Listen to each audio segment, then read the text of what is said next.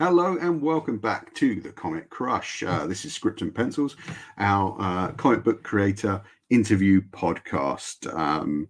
Today, I'm really lucky to be joined by, apart from myself, hello, apart from me, I'm very lucky to be joined by someone whose work I've admired for a very, very long time, and someone who's been a great supporter, sort of behind the scenes of the podcast that I do, along with Liz Jordan, who you'll sometimes see on the podcast, and with Rob Debb, who doubtless long-time watchers will know from very many podcasts that we did at Orbital together, and who's always supported what we do, and is actually one of the nicest people in comics. I know I say that a lot about a lot of creators, but this is very true. He is one of the genuinely most decent, nice people in comics. And I always come away from interactions with him being, happier, having learned something about comics, having seen some great artwork, because he is an amazing artist. So please welcome Mr. Marc Lamming. How are you? I'm good, thank you. Marc, as I said, you were always kind of very supportive of everything we did at Orbital, and we're really grateful for that. But I feel like I've not read enough of your work. And whenever I do read your work, I'm always utterly blown away. One thing I have to ask you is this: you have an almost obsessive attention to detail. Yeah. Would you say that's a fair? Oh, it's completely comment? fair, and it's my own. It's the rod I put in my own back. You know, I've seen many of your tweets where you're kind of lamenting the fact that you're doing like a very big kind of cityscape or technical piece of artwork, and if I knew when to stop, life would be fine. But do you ever wish that you were more, that you not faster, but I mean that you were more like some of the guys that are kind of are almost kind of background free and concentrate solely on the figures? All my favorite artists are those people. So I love Alex Toth. I love Chris Samney. Bigfoot cartooning is really my thing. I just can't do it. One of my favorite artists is a French artist called, he's Spanish actually, Jordi Lefebvre, and he's absolutely incredible. It's all about small moments, and it's all about human interaction, and little facial tics almost. And he does beautiful backgrounds, but it's not what's important. Right. So like I say, what I love, But having said that, I do love Barry Windsor Smith, and I do love Michael Kaluta, and that tends to be the stuff that I can do. Whereas the more gestural stuff just doesn't come naturally to me. Now, I mean, I want to talk about that because we're here to talk about your latest work, Eden, which has been out a couple of weeks now. Let's just have a quick look at some of that there. I mean, guys, if you're watching, you can blow your screen up just to get a better look at this. But I think you can tell just from the size of this frame that there's a ton of stuff going on. And also, it's not empty backgrounds. There are people in there, and every person is doing something. Every person has an action, has a life going on. What is it that drives you to that? Where does that come from? That kind of drive, and I don't want to keep using the word obsessiveness because I feel it's sometimes derogatory, and I don't mean it like that. But some of it actually comes from the source you wouldn't think, which is Tintin. Because so much is going on in those pictures. When he does a large cityscape or a marketplace, everybody has a purpose. Everybody's, there's no figure that's standing around not doing something. and who else would I? And Frank Hampson is probably another, especially his Dan Dare work, Right. which I saw at a very early age, and that was then, well, this is what comics should look like. And if there was ever an obsessive, then that was Frank Hampson. Only he had a whole studio of people helping him out to do all that stuff. I mean, I don't know enough about the older generation of artists that you took. I mean, obviously I know of them, yes, and I recognise the names and obviously the titles. So, but I always come at it from a modern perspective, just because that's what I know. I mean, for me, your stuff reminds me in some ways, although I think you like a much cleaner line, of people like Frank Whiteley, right, who also does figures who all have a story going on, even if they're kind of over there in the background. He's not an influence so much as he is somebody whose work I really admire. I always buy his stuff. I love his stuff. In the same way that I love Travis Charest's work as well. Somebody who is super detailed. And obviously quite obsessive. Definitely has graphomania. And although he's very good at leaving backgrounds out, so it's sometimes the smarter guys do, don't they? They're just like, oh, actually, I need to concentrate. When you got the script for Eden, which did that come directly kind of from Humanoids, or was it from Christopher Sabela? How did that come to you? Humanoids. I was approached by Rob Levin, who was the original editor on the book. We'd worked together. I think it was on Wonder Woman. I did a Wonder Woman annual with him when he was at DC, and we'd wanted to work together again. So, the Wonder Woman book had been a kind of Green Lantern crossover, so he knew I could do sci-fi. And I'd been looking to move away from superheroes and do something that was, no costumes involved other than what people really wear, and something more naturalistic. And I think Rob I think Chris had been given Rob a list of people that he wanted to work with on the book, and I think I was quite close to either at the top or on that list, because we've both been sort of flirting with each other about working together since I saw his book High Crimes years ago. Okay. Which I thought was one of the best written books I'd seen in a long time, and if there's anything I like, it's a well-written story. So, if I can work with those people, I will. Now, do you ever meet the writers of the book? Do you try and meet the writer of the book, or is it unnecessary in terms of? I think it's unnecessary. I did a lot of work with James Robinson, and the two of us get on really well, and we do know each other, and we do hang out if we're at shows together. So that's or somebody like Gabriel Hardman. When I've worked with him, the two of us get on and we're friends before we work together. Okay. And the same goes for Nate Cosby, who I'm working with on another creator-owned book called You Are Here. I'm taking a small break from to do another project. But I haven't found it necessary, no. I mean, it's nice to meet these people afterwards. It's normally probably better not to meet them while you're working together, but afterwards. Okay. Or perhaps during, especially if you're working for Big Two Comics, they like to very much separate writers and artists away from each other, so you're not kind of communicating that much on jobs. Okay. Yeah, there's very much a sort of a chain of command.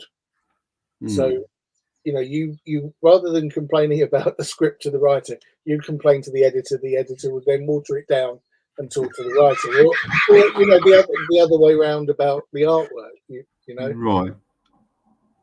so I think it keeps people happier, stops there being anything adversarial going on. Okay. The reason I ask that is I'm just wondering is, given the type of stuff that you're known for and the type of attention to detail that you bring, does the script change once a writer knows, so it's Marc Laming on board, I need to... Do their scripts become more detailed as a byproduct of knowing that you're on the other end of that? No, I think because of the way especially mainstream comics works, the script's probably sat there for 3 months already, right, before it's been handed on, because you know an editor's got to edit it and then they assign it, rather than it being you're waiting for script. So I think what tends to happen is the script comes in and the editor acts a bit like a director and starts casting.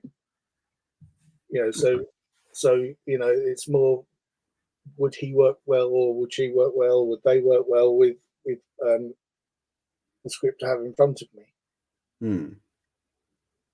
And although, like, I mean, in Eden, for example, if we just go back to this for a moment, although what we're seeing there is a Parisian marketplace, the book is actually almost like a hard sci-fi book. Yeah. Now, with that stuff, because you've got a background in, you know, you've done plenty of sci-fi stuff. You've done some Star Wars, to great effect. You know, is it difficult? Because I presume you're coming in and you're going to start designing spacecraft, settings, things like that, the non-Earth stuff, if you like. I'm assuming that's where most of the design work goes in. Is it difficult to shed the sci-fi stuff that you've done before so that this new thing becomes fresh and it is a new thing?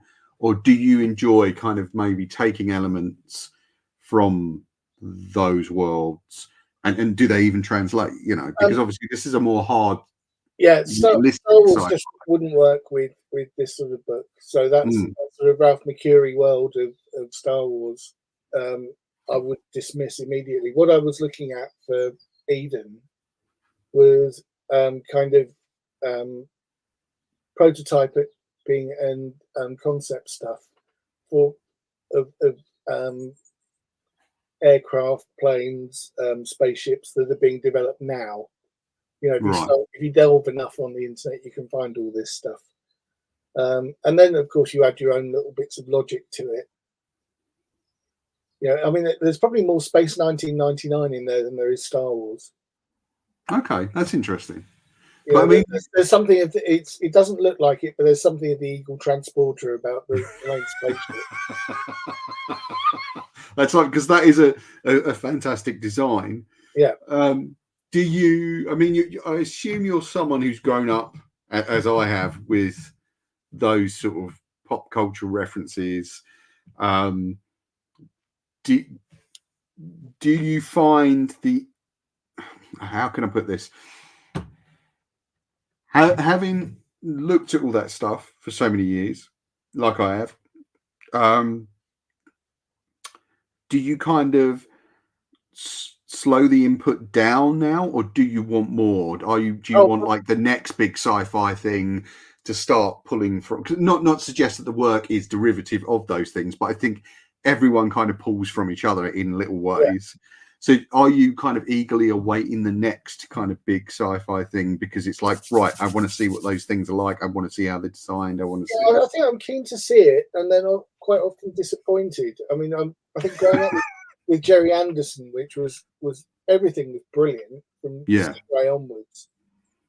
You know, even Joe 90's Dad's Car was fantastic. Do you know what I mean? But I mean. I think probably, you know, if I'm honest, the majority of it does come from growing up with those Anderson things, where the graphic design was as important as the design work. You know, just logos for things like Shadow or the Thunderbirds logo, or were really cool. The typography for Captain Scarlet was really cool. Yeah. So I mean that and they often use all the way through Captain Scarlet. There's a big use of one of my more favourite typefaces, Euro style. So it's one of those things that it's influenced it. There's possibly as much of The Prisoner in there as there is of all of that stuff as well. Right. So I'm probably sitting somewhere between like the late 60s and mid 70s with where I'm coming from. Right. Because I'm slightly later, so I'm sort of Star Wars, Battlestar, that sort of stuff upwards. So I'm just slightly later. I mean, my Star Wars obsession is huge. Yeah. I was exactly the right age when that came out. I was 11, and that was just enough to make it the best thing I'd ever seen and was ever going to see. There wasn't going to be a better film for me. It had all the sword and sorcery stuff I liked in it. It had great looking spaceships. The music was amazing, and we'd had to shine it on for such a long time, waiting for that film, that I was probably rabid for it by the time it came out. Well, I didn't see it until like 1980, so I saw it back to back with Empire. So I was waiting even longer. God, yeah. Well, I mean, I'd read the Shaking comic before that, and was obsessively poring over that. So my memory of the film actually is a cross between what I read in the comic and the film. Right.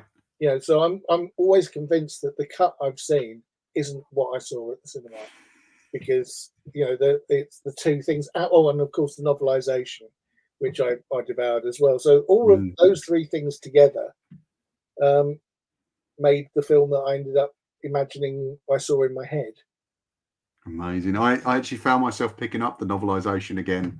I found it in a charity shop just the other day, and I was like, oh, I shouldn't really, but why not? So precious. Yeah. And I may never read it again. Like, that's the thing. It's just having it there. Do you, when you get a new script, do you start with the design elements, or are you do you start just thumbnailing directly from the descriptions as written? I like to world build. I like to know who my cast is. Right. You can't do that. Say you're working on the Fantastic Four or the X-Men or Daredevil. You don't have the luxury of time for that. Right. You are literally starting first day with the script, a highlighter, and post-it notes doing or if you're me, post-it notes doing your layouts. Right. So, but with Eden and various other projects I've done, there was I had an aborted project with Nick Spencer, which I did almost 3 months of background work and characters and settings and stuff, which would have been a massively sort of sprawling crime story with the sort of scope of Dune. It was a ridiculously ambitious script that we had. Wow. Unfortunately, for whatever reason, we got sort of 30 to 40 pages in, and the project fell to pieces. It wasn't a personality thing. It was just, I think Nick's work at Marvel became too all-consuming, and he didn't have the time to complete the scripts anymore. That's awful. I'm so sorry to hear that. Oh no, but these things happen. It's there are plenty of film projects and things like that that don't get any further than, I mean, like Dune's a really good example. You look at all that artwork that Mobius did for that. If you've ever seen the documentary, there's that thousands of pages of storyboarding and all of his design work that's only going to be seen by the people that were gifted the books. Is film work something you get involved in much? Concept work, stuff like that? I've been offered it, and it's it's something that I would like to do. I mean, I've done some animation concept work in the past for TV animation, which was kind of fun, but you're working to somebody else's style, so it's not quite the same as getting into a studio and you're designing as you for that project.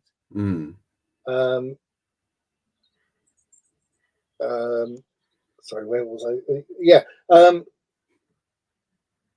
So yeah, I think it's something I'd like to do. I quite like the idea of doing costume and character design rather than anything else. Okay, that's interesting. Because because you know, look at it. That's the stuff I get really into when I'm doing the world building. You know, I'll try and make sure that everybody has a unique look. Again, I mean, at some point I'll forward you on some of the stuff I did for that Nick Spencer thing, so you can see. Oh, please do. Yeah, I'll keep it hush hush. I mean, apart from the people who are watching this. But there were complete clans laid out for that. There were all sorts of, because it was kind of magic is real and it's a commodity that crime lords use. So like, and all of the major magicians were like mafia families, right? But so everybody had certain weird looks, and as we started with it, we started adding more and more fantasy elements, but making them kind of like, well, no, that's just happening. So you had people who looked slightly orky, or maybe a bit elvy, but you weren't saying this is an elf and this is an orc. You know, and having, you know, that sort of thing, or people who were basically fairies and things like that, you know, which was kind of cool. I mean, it would have been a great project. It certainly would have made a good TV show later. Oh, incredible! I mean, do you ever consider like pitching your? I mean, I'm sure you don't need to pitch, because I'm sure people in the industry not absolutely know who you are.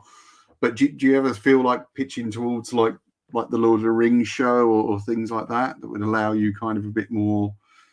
Well, I'm hoping that because one of the big decisions I came to during COVID, I mean, I don't remember if you remember the big pencils down debacle that there was when Diamond had to close their doors.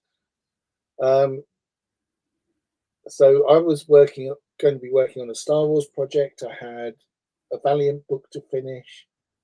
And a whole load of stuff, and suddenly all of the work that I had laid out for the next year and a half fell down the toilet. And you know, as a freelancer, you know, you got no safety net, so it was like, right, I can't allow this to happen again, and I don't want to be in a state of anxiety like that again. So I've decided that what I'm doing now is I've lined up projects with people that writers that I really want to work with. Yeah. And I'm kind of planning 1 to 2 to 3 years ahead. That's good. So, you know, we've either got a home or we've got time to find a home for a project. And with each one of those, I'm getting to scratch an itch that I can't do elsewhere. Okay. That sounds lovely. That sounds like a way of dealing with that sort of trauma that came out of the pandemic in a sort of really healthy and pragmatic way. Yeah, well, I mean, it was just that thing of like, oh my God, you know, my nice safe world of always having work on the drawing board was disappearing, and you know, through no fault of my, you know, it wasn't because I wasn't doing the work or anything like that. It was just, it gone. That's true. I mean, it's there are so many stories like that, and it's awful. Really, but I'm always really impressed with the way that people manage to kind of pick themselves up again and kind of they're then out there doing it. And it actually, I think it rejuvenated a lot of people in terms of, like yourself, rethinking their approach to careers and stuff. Have you always had a kind of career approach, or was it that you just like to move along from thing to thing?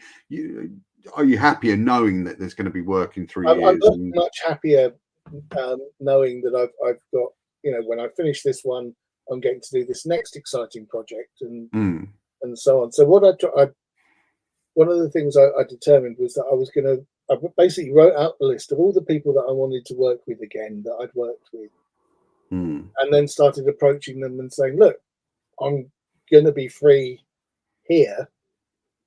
Should we do something together? You know, do you want to do something together? And then, of course, as you start doing that, people will come to you with the same sort of offers. And thankfully, I've always had a good relationship with the people I've worked with. So, you know, I'm very lucky to have like a murderer's row of great writers that I'm going to be working with in the next 3 to 5 years. And it is that is a thing that interests me. Is like I've met quite a few artists now over my time, and some, for the most part, they've been fantastic, lovely, decent people like yourself. And then some just really aren't. And I'm very good. Like, obviously, I won't say any names while I'm on the podcast, but where I've had to kind of just pull away and go, okay, like it was lovely to have met you, but I'm gonna. Is it important to you to be, you know, I don't want to use this term because it's too, but a nice guy. Like, is it important to have those relationships and not have them be not combative, but not gruff, not kind of. Yeah, well, having been, you know, I did one job where I got halfway into what would have been the first chapter of a graphic novel, and I realised, one, politically we didn't agree with each other, and two, it was kind of getting adversarial, you know, and it was like, this can't be healthy, you know. So it's just, you know, for my own, I mean, I was lucky, I was getting other job offers coming in as well, so it wasn't like I was relying on this project that was going a bit sour. So I think when that starts happening, you have to have a kind of a word with yourself and say, look, is it worth the feeling crappy every day you're having to interact with them? The work's normally all right, but it's the the interaction sometimes can be a bit. Well, this one time was difficult. Right. And I suppose is it heartbreaking that because you're perhaps working with someone you always wanted to work with, but you're then finding out there's a layer to them that you're not. Well, thankfully it wasn't so. That's terrible. Wasn't somebody I was overly fussed about. So it was, I mean, I was really spoiled because one of the first jobs I did in mainstream comics was working with Howard Chaykin, right? Who couldn't be a nicer person. You know, yes, he's quite hard boiled, and he will tell you like it is, but he's also the most generous person with his time. He's super supportive, and just, you know, such a nice guy that's kind of your guide to how you should be with other people. You know, it's. So, like I said, I've been really lucky with the people that I met early on. Yeah, another great supporter of mine has been Dave Gibbons because he lives locally, and you know, and there's not many people as nice as Dave in the world. Do you know what I mean? No, I've met Dave on a few occasions now, mostly very briefly, but last year I got to interview him about his sort of autobiographical kind of book, and just absolutely wonderful, lovely to talk to. So I'm certainly with you there. Going back to Eden, yes, if you may. So looking at a page like this, what sort of time scale do you give yourself to draw the average page, and then what sort of time scale for the much more kind of detailed design orientated stuff? That one would have been just over a day after penciling and inking. Genuinely a day. Yeah, just over a day. So it would have been like half a day. So a day, like I say, a day and a half. So I'm not including layouts time because I put that into another block of time. Right. But because a layout can sometimes take me 10 minutes and sometimes 4 hours. So, it depends whether or not it's just working in my head or not. But on that particular page, it would be finding the street reference in Paris, the vehicles, and then it's just drawing people, which is the nice, easy bit. Okay. And then something like this, also a day? That was probably 2 days, maybe getting on for 3. But I'd already planned that. It was one of those things that when I read the script and it was, this is the inside of an apartment block in Paris. So once I'd sort of seen what they looked like, it was like, I can just see this scene already. So it was then just a question of building a big perspective grid and drawing the thing out. Okay. It's basically all squares, or oblongs. Now, do you work traditionally pencil, paper, or are you a digital? I'm all digital now, except for the thumbnail part of it. And what kind of predicated that change? Because I'm sure at some point there was a shift. I can tell you exactly what it was. I was working on deadlines.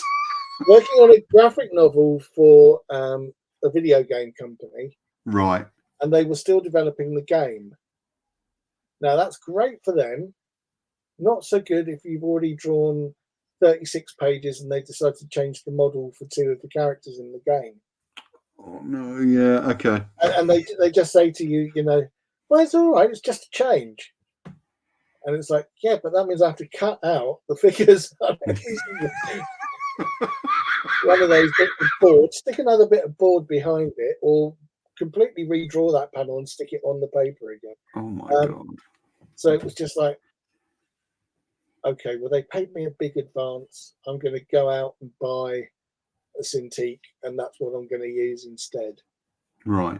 And you haven't looked back since then? No, because it's just stopped me crying. Because you can't get annoyed about it, because that's what the clients made the change. It's have you ever seen the Thunderbird movie, Thunderbird 6?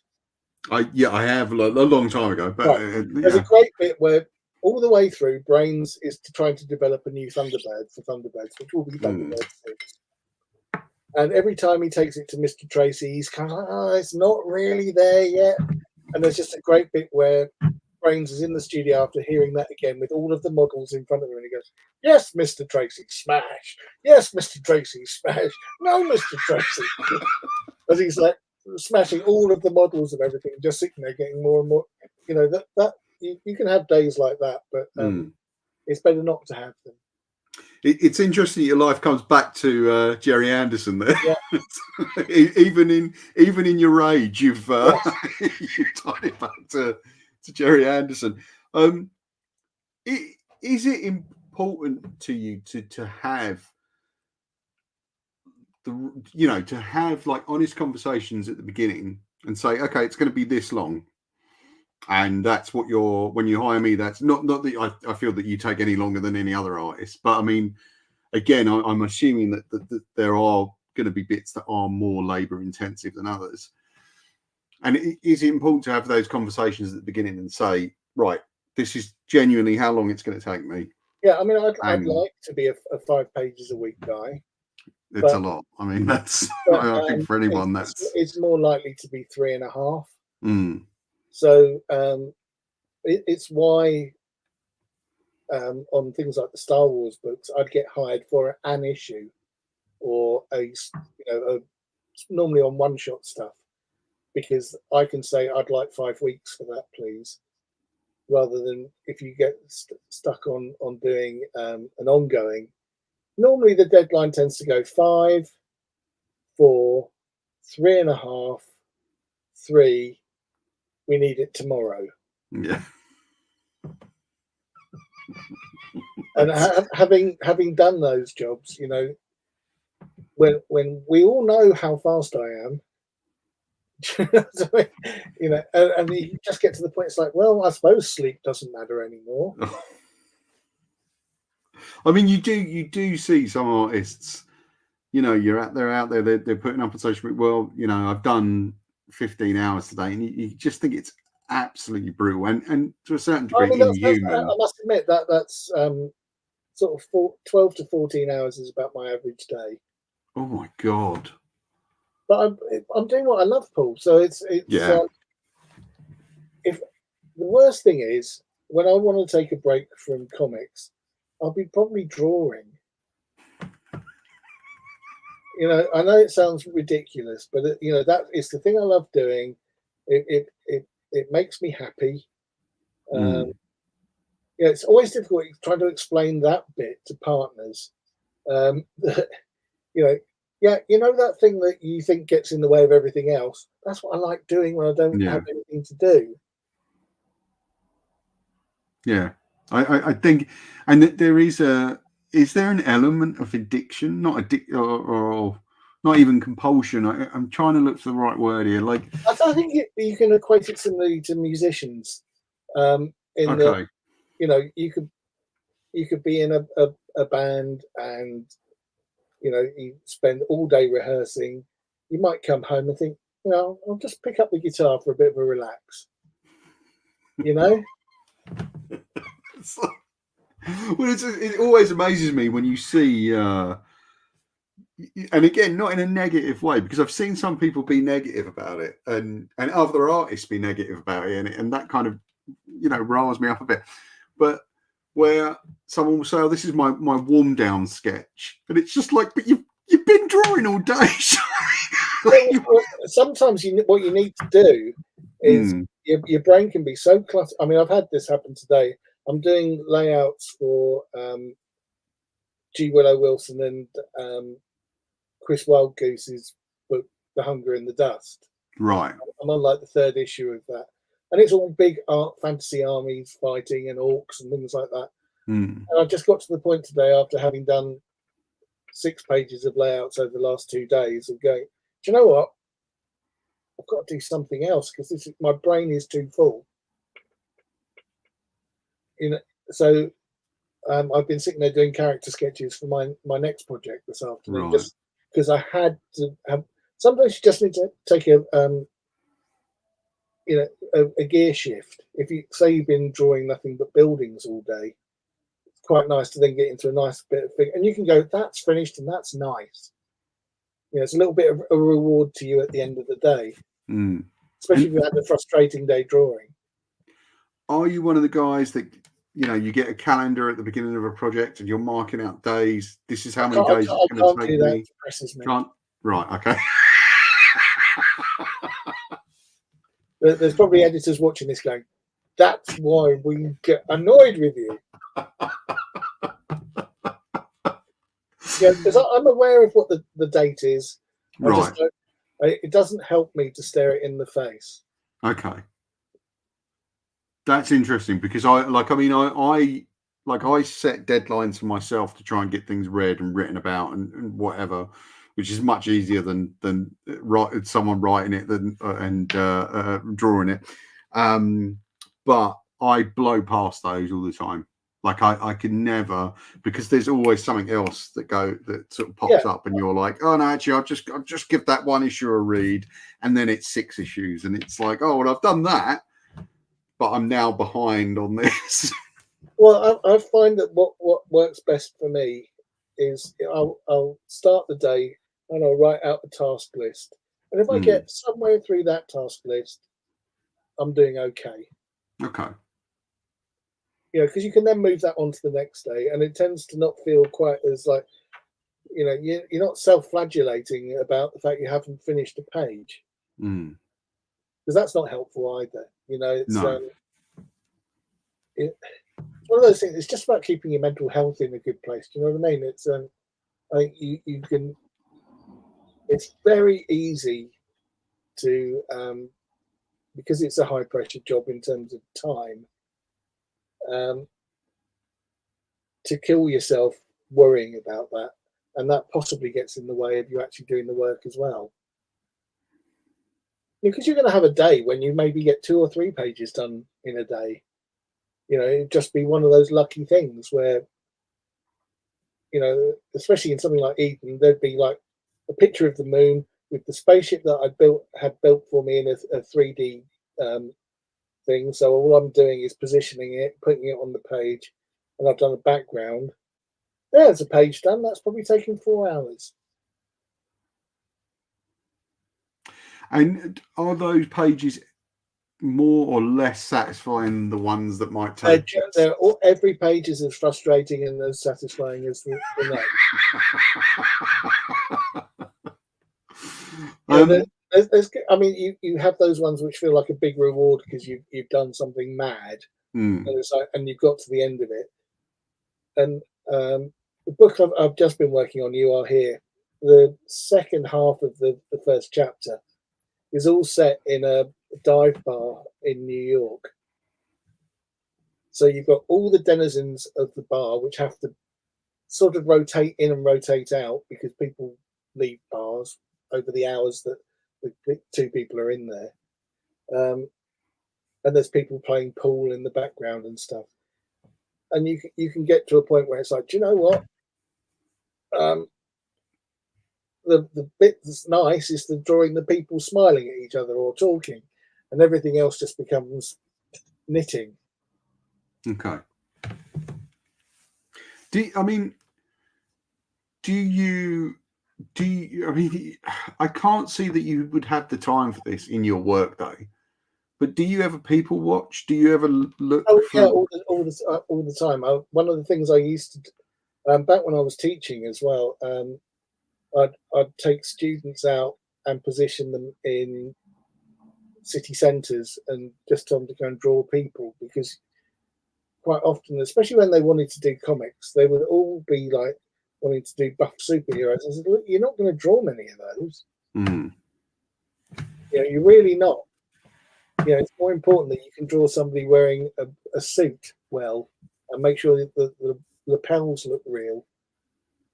Right. Or the way a pair of trousers hang, or the fact that, nobody stands stock straight. They're kind of, it's an odd bend.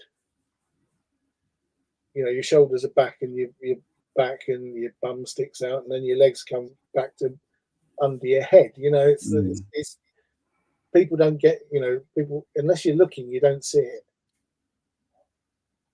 Do you miss teaching? Is that something you'd ever go back to? I love teaching, but unfortunately, I was running courses by the end of it, and I hated the politics of having to negotiate budgets and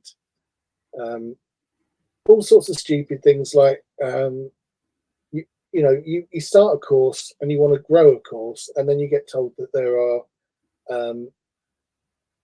caps on the amount of people you can take, and it's like, well, we can make this really big, and you kind of feel like all the work you put in is being undermined continuously. It's like somebody chipping away underneath you while you're trying to, say you're trying to build a house, but somebody's knocking the foundations out underneath you. That's what running a course is like. Okay. I mean, not something I'll ever experience, I hope, but I certainly have respect for people that can go out there and kind of marshal and corral that many sort of students to kind of be expressing themselves, because that's got to be I think that's becoming I think you see people expressing themselves all the time now in very negative ways, and I'm guilty of this too. I'm always complaining about something. In terms of the political situations or just life in general, or just the fact that, my body is now choosing to shut down as it gets older. But it's getting people to express themselves in a positive way. I have great admiration for people who can encourage that. So given that the politics don't really work or haven't really worked for you in that, do you find the politics of the comics industry difficult, or do you just manage to kind of? Obviously I have opinions on things. You just don't share them. Yeah. Okay. It's not helpful to the argument. You can think of several of the big things that have happened recently where, weighing in on Ed Piscor, for instance, wouldn't have helped anybody. Do you know what I mean? It was, it was a very sad situation, and nobody looked good coming out of that. No. Do you know what I mean? It was, whichever stance you take, and I'm not about to go into it, but it was. No, of course. I just felt that nobody covered themselves in glory. No. Over that. But I mean, I've got to say, it's one of the things I find about yourself. And one of the things I always look forward to one of the few things I do actually look forward to on social media is seeing your tweets pop up, because you are a positive person. I think you are a positive influence, and you're constantly kind of sharing that love of people with people. You know what I mean? You're always kind of doing that, and I think that's. I mean, apart from the fact it's incredibly charming, it is actually an incredibly positive bit. Well, I mean, honestly, we can take away. And with all the industries I've worked in, and I've worked in the music industry, and I've worked in teaching and publishing and comics distribution. I worked in for years. The nicest place to work has been comics, because the majority of people aren't assholes. Most of them are just really, they're doing something they love, which is underappreciated. But people aren't walking around going, bloody hell, why am I more appreciated? Because they know how lucky they are to be doing the job. We'd all like to be paid more, but that's by the by. Yeah. And in terms of the promoting stuff, it's only because I love it. You find something new, and I just, it's almost, I put stuff out there not thinking I have an audience. So whenever I post anything of my artwork, that's me proving I'm alive at the end of the day, and that I've achieved something. And it's just nice when people give a response. Or if it's comics, it's like, you should be talking about this, you should be reading it. It's brilliant. And I mean, people should definitely be reading your stuff, Mark, because it is amazing. And I'm always kind of completely blown away when I see it, and I kind of end up obsessing over the details that you've obsessed over. Well, that's good. Like I say, I've got friendly with Chris Weston recently, because we both, I think, have similar sorts of mental tics. Yeah, I love Chris's work too. He does amazing stuff. I can see some of it in Liam Sharp's work as well. And I think with me and Liam, it definitely comes down to a love of all of those artists from the studio. The Barry Windsor Smith, Bernie Wrights, and Michael Kaluta, Jeff Jones. Those guys. So I'm not as unusual as I like to think I am.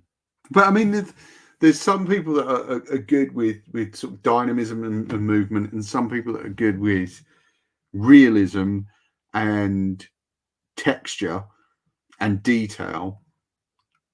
But there's not that many who can do all of that, and I think you're one of the guys that can really do all of that. And thank you. I mean, do you know what it is? When I was at art college, and in the third year, I made the decision that I'm not going to be a graphic designer. I'm not going to be a typographer. This is never going to happen for me. I like it, but do you know what? That thing that has been itching at the back of my neck is comics. I started doing comics again. I had one tutor who absolutely hated the fact that I was being a pain in the ass, and she spent the time just going, "No, it's not very dynamic. It's rubbish. Everybody looks stiff." And it was like every drawing I did was like, "Oh, this will show you." So I mean, some of it still comes down to that sort of like 19-year-old being pissed off at his tutor. It's it must be a nice touch of revenge, though, to be here today doing. Well, yeah, absolutely. A ton of great comics and having a great career in comics. So just to show you, there's something that's not dynamic, isn't detailed enough. but of course, absolutely is. You know, that's a beautiful page there from Eden, which is a fantastic book, and is one that you guys should definitely pick it up. It's out from Humanoids now. It's written by Christopher Spaler. Who was the colorist? Sorry, it just refreshed my memory. Sorry? Lee Loweridge did the colouring. Oh, Lee he does great stuff. He does really good stuff. I've been looking for a colorist for the longest time. I mean, I worked with a guy called Miraj on Star Wars, who was brilliant. But it was great for Star Wars. I don't know if it would have translated onto something else, because he just could do that. It was almost like George Lucas had come along and painted over the top of what I'd done. You know, the lighting was right. You know, just all the aesthetic was right. But would it work for Eden? Probably not. And we were knocking about with how it should be done, and we tried out various people. And Lee was really the person that just, you know, did enough but not too much. Yeah, because it is getting that sense of, because aside from the science fictional element, it is actually a quote unquote, you know, it's a realistic looking book, and it's a realistic kind of extrapolation of, you know, where we're at now, you know, where we're going to be at in 30 years or so. And sadly, much sooner. And I think Chris wrote a really quite real family into it as well. You know, the fact that they, you know, there are difficulties in the relationship between the husband and wife, and the daughter is quite weird. and actually quite she kind of struck me as the most duplicitous. Yeah, absolutely. Well, she's the one that wants the guns and to go off and shoot people. Yeah.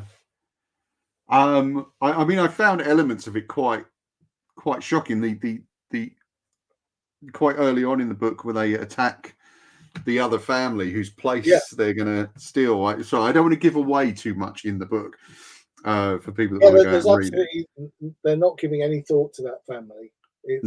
It's purely, you know, you can tell that the society has put them in a position where, you know, it's about them, not about anybody else. It's definitely sort of a survivalist kind of attitude. Yeah, and it's one of the things I found quite difficult in the book, because it's just like, I'm not sure if I want to see these guys make it. You know what I mean? Yeah. Like, they're just they're not heroes. No. And I don't believe that they think they are either. And even the people they kind of supplicate, but those aren't heroes either. It's just like there's no one who has a kind of, I mean, much like life, no one is completely kind of, apart from you, obviously, Mark, completely sort of, you know, morally exalted or kind of, you know, people are decent, but as you start to dig under it, a lot of times you find that actually you're kind of not, and maybe there's this, there's that. I mean, I think it's that thing of like, if you push somebody enough, what will they do? Yeah. And I think that the family are kind of representative of, they've been pushed enough, and this is what they will do. And does that interest you in fiction? Is that the type of fiction you like? I like all sorts of stuff, but, you know, I'm a huge Dickens fan. I like characters, you know. So when I've got a book with like Eden, where there are definite characters, even if they're writ large, like the corporate guy in the book, yeah, who's meant to be, you know, he's a charming monster. You know, probably the best way to put it, and then a complete monster. So you know, but you know, I kind of like those sort of characters in Dickens, even, you know. Yeah, I mean, I've got a real predilection in a lot of fiction for arseholes, and it's something I've noticed, and it's actually something in my I try not to be in my own life, but I've noticed historically I do have a predilection for arseholes in my friendship circles as well.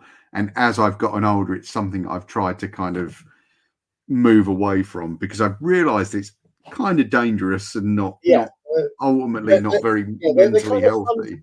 Fun to be around, but ultimately problematic. Yeah, it's an interesting thing when you sometimes you run up against characters like that in fiction as well, and I think they're best left on the fiction side rather than in your life. That's great. You can read it, you don't have to live it. It's none of these things are guides for life. I mean, hopefully, as much as I loved Eden, I hope it's not a life any of us will have to live anytime soon. Absolutely. It is a fantastic book, and it does present some interesting moral choices. And I certainly think if you are a fan of morally challenging fiction wrapped in this kind of sci-fi or kind of realist sci-fi bubble, then you should definitely kind of check that out. As I said, out now from Humanoids. Your local comic shop should have it. I believe it's a nice big. Is it a hardcover? Unfortunately, it's not in. Oh, sorry. It's like this in over here. But in France, we get the really nice hardback. I always lament going over to European comic stores and seeing all this lovely stuff. Yeah, where even the kind of most. Obviously, I'm not talking about this when I say this, but the most mediocre superhero thing is done. It's beautiful. And it's just like, oh, thanks for elevating that for me in a language I can't read. I mean, I'm not saying that, this was terrible stuff, but even my Valiant work is in beautiful hardbacks over there that are all limited editions. It's like, why have these not been sent my way? I'd rather have them larger. It's weird how there is a kind of, I don't want to say it's a disrespect, but there is. Actually, I think it's the right word. I think the French and Belgian comics industry completely respects the work and have a very different. I found, because it's obviously this weekend I was in Paris for a big comic show, and it's the first time I'd met French fans or readers, I would rather say. And their kind of level of obsession is very different to the American and British readers. They're not kind of quite so character based. They definitely look at the craft a lot more. And there's kind of a there's it sounds terrible, it's a different sort of relationship that you have as reader and author with them. Not that without sounding, wanted to say it's a bit more respectful. No, but I do get that, because I wonder if it's living in societies where they're more art led, and I mean art in any form, whether it's music, whether it's a penciler, whether it's a writer, whether it's this, whether it's that, novelist, whatever, that are more art led. When I look at sort of England in particular, because that's my frame of reference right now is England, and it's just like, oh yeah, art is a luxury, and it's just like, no, this is not. Like, you don't have to keep hammering this thing down and distilling down the number of people that can do it or have access to it. And I do very much feel that's the sense in England, which is let's just put our boot on the throat of this thing, and maybe we can strangle it down to just a few lucky few people. And that kind of is increasingly amongst everything else, particularly in the UK. Absolutely. I mean, one of the things that still makes me sad. I mean, I don't know, because you're saying you're slightly younger than I am. when I was a kid, you go into a newsagents and there were hundreds of weekly comics. You know, it wasn't like there were 2 or 3. There were hundreds. You couldn't have afforded to buy them all. Yeah. So you had to make judicious decisions about what you were buying because, you know, there was too much. And I would have read everything if I'd been given the chance. Well, I think my first exposure to American comics were the sort of horribly price stickered issues of things like Hellblazer or Batman, or you know, that were coming over, and they were just there on the bottom shelf of the newsagents, and you could just walk in, and when you were buying, in my case, as you might be able to tell, a pack of sweets and and a can of Coke, you could also pick up the latest adventure of. Even though at that time we weren't, I certainly wasn't aware that we were sort of months and months behind. But you could pick up the latest adventure of Batman or Superman, and you didn't care about continuity or I mean, and because you couldn't guarantee that you would get the next issue of Hellblazer, you just enjoy that issue that you had. Yeah, you know, you weren't thinking, well, I can't read that because I haven't read the rest of it. You know, which is to be what I hear from comics readers now, and it's like you should be able to read. You know, I'm not saying that every comic should feel like it's a one and done every time, but we would walk into the middle of big storylines, and you didn't think anything of it. You just wanted to be entertained between page 1 and page 22. Yeah, completely. And I've got to say, as a kind of long time comics reader and long time Batman fan, which is my kind of my true north as a comics reader, if you like. My favourite period of Batman was the early 2000s, up to about whenever they switched it out for New 52. But actually, some of my favourite Batman stories are. Bob sorry, Schreck. Is that under when Bob Schreck was? I think they did the 10-cent Batman and all that stuff. Yeah. So and War Games and Murder and Judd Winnick coming on and doing Under the Red Hood and stuff. Yeah, so I was just trying to place where. So I forget sometimes. But then I realised that a lot of my favourite stories were those sort of Alan Grant, Breyfogle, Jim Aparo. There's one issue. There's one case. It gets wrapped up in that week, but it's a superbly written comic. Yeah, it's superbly plotted, superbly drawn. And I kind of miss that stuff. And I actually think that it is something that there needs to be more of in modern comics, and definitely they need to be more available. They need to be out there on. Yeah, I mean, we've ghettoized comics with the fetishization of the comic shop. Yeah. And I speak as an ex-retailer and an ex-comic shop worker, and I love the things, but they're ghettos. I mean, Orbital was great because it didn't ever feel like that, because it was so vast with what was carried. Do you know what I mean? But the majority of shops are not that. Yeah, very true. I mean, I love working at Gosh now. And it's interesting to see their approach to comics versus the approach that I saw at Orbital. But I think that all comic shops would be greatly helped by a bit of, I don't even want to say stiff competition from newsagents, or just having those things, and having the same things. Because I know obviously we had those sort of Marvel and DC Legends collections that were sort of thrown together, which for value for money were as good as it got, because you had 3 complete issues in one pack for sort of £4, and that was amazing. But I'd also like to see regular comics back in stores, and actually I think one of the last bastions of that was WH Smith. And today I walked into my local WH Smith in the shopping centre, and they'd moved all the magazines and compressed them down right. And I understand this is going on in all Smiths. Pushed them right to the back of the store. Yeah, and I realised they were the first thing you came to in a WH, weren't they?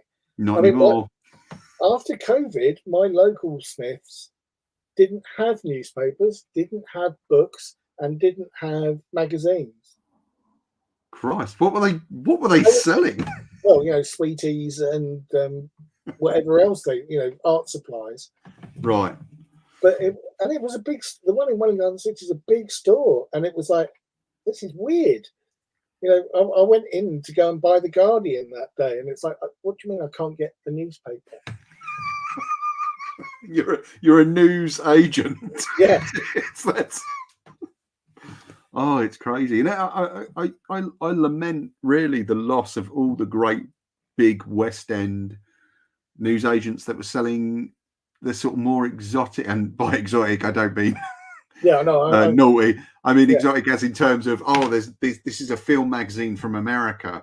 Yeah, and you can buy Parry Match and all that sort of stuff. Yeah, or American Cinematographer or stuff like that. And you cannot. I mean, I know a lot of those magazines have actually folded and gone online. Cinefex has gone, I think, purely online now, sadly, and I'm really depressed about that. But yeah, there is a kind of contraction. I understand why. I mean, the financial needs and expense of getting that stuff in and getting a number of copies sold so that you're turning a profit. But it is a great sadness to me that I feel that I always feel like comics is in a contraction. I've felt that way since sort of about 2016. And it's one of those things, though. It doesn't seem to be going away, and I still see more and more. That every time that some comics gator gets a stick up their arse about it, comics are getting more and more crap, and they're not talking to me. People are still buying them, and in big numbers. Otherwise we wouldn't have comic shops. No, and also I think there's a much on the plus side, because I feel like we flip flopped. I'm pulling it round. I'm pulling it round. But on the plus side to all this, there are, and I think the thing that a lot of comics gators seem to have a problem with is it's become more diverse. Yeah. There are more comics written by people who don't look like me, and that's great. And there seems to be a real problem with, if you're a lady and queer, that's the worst possible thing that could happen into comics. It's like, well, I wasn't asking you what religion you wear either. It's yeah. And of course, you always have the option not to buy it. There you go. Yeah, I've never thought that everything should be for me. No. Anything, I don't walk into a record shop and take away everything I dislike. Only give me like alternative records from the 80s. Yeah, exactly, because there's going to be something in there that you'll encounter something you've never seen before that might open your mind up and might open your.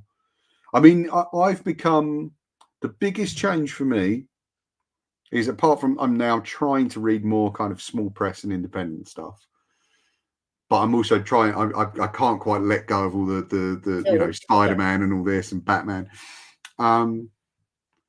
The biggest change for me, I find, is I've become more artist-led. In terms of, it's just like, okay, I don't really care who's writing it. I just want to see how it looks. If it looks okay, I'm grabbing it. Whereas before it might have been, Alan Moore, Jim Starlin or whatever. But I think now it's like, I don't really care. I just want to see what the art of this panel looks like. I've always been artist-led. Yeah. But, I wonder why. But then, having said that, Neil Gaiman's fantastic last Miracle Man book wouldn't have been. Sorry, if it had been Mark Buckingham doing it by himself, it wouldn't have had the great story that Neil wrote. Yeah. Oh, completely. Yeah. Sorry, I'm not trying to belittle the writer in that process. So I come at it from both sides, and I've just recently reread near enough everything that Alan Moore did in the 80s, and I respected him before that, but he is just so bloody good. To a point where it's like, are you human? Just the second half of V for Vendetta might be one of the best comics I've ever read. It starts off as one thing and then becomes something completely different. And I still think that his first Miracle Man book is possibly one of the best superhero stories ever written. I'm hoping to reread all that stuff this year, because I really kind of feel that I've been missing. I actually got rid of a lot of my own more stuff just because I wasn't happy with the condition of a lot of the books. Right. I just wanted to event. It's like, you know what, these are nearly always in print, so I'm just going to get rid of these now and pick them up. So, and I still haven't replaced them all, but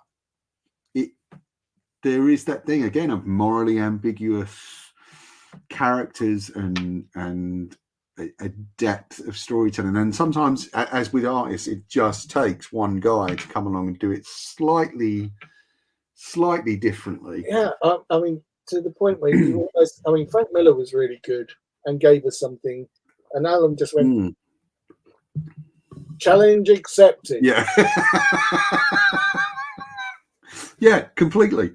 And those are totally radically different styles of writing, and I think one is almost a very open world view, and whereas the other one is not narrow, but is a much more kind of focused, almost aggressive view. And they're equally as good, and they're equally as enjoyable, and you'll be enriched equally by both of them, but just in completely different ways. And I think it will tap into different parts of your brain. And and in the same way, Neil Gaiman is Alan Moore with an opera cape. You know, it's, is that something you've said to him? Or no, I would say it to him. But I quite like that stuff. But I find that with the more flamboyant stuff, it takes me time to settle into it and actually kind of, no, I need to give this, room. I need a glass of red or something next to me. But then, another one of my favourite writers is Peter Milligan, and he does such different work. But I don't. Did you ever read Shade the Changing Man when he took that over? I read the early stages of Shade the Changing Man, which was fantastic. I mean, again, that might be the best horror comic I've ever read. Mm. The first issue of Shade the Changing Man is incredible. Literally, I read it on a train on the way home from having popped up to town after I'd graduated college, and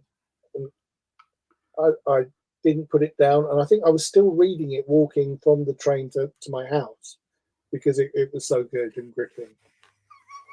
And it was a dense read as well, it took longer than 25 minutes to read.